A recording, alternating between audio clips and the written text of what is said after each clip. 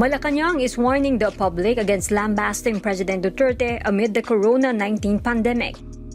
Presidential spokesperson Harry Roque singled out performer Mystica, who cursed and insulted Duterte in a viral video. Labanan natin itong putang inang gobyerno ito. Labanan natin itong putang inang gobyerno ito. Lalong-lalo na sa ating putang inang presidente. Lalo na sa ating putang inang presidente. Before I have apologized, I have asked for an apology because nagmura ako. Pero right now, binabawi ko na yung apology na yun because I don't see anything that is really making sense right now na talagang ibinibigay niyang parusa sa amin. She also dared Duterte to do this. I am challenging the president. Siya ang i-home quarantine. Huwag siyang palabasin at huwag siyang bigyan ng pagkain at inumin. Tingnan natin kung ano ngayon ang magiging kahihinatnan niya. Kung hindi siya mismo mabulok o baka mamaya, ilang araw pa lang, hindi na siya mabubuhay.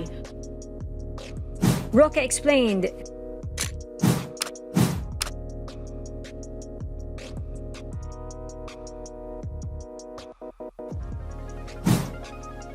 he addressed this to her.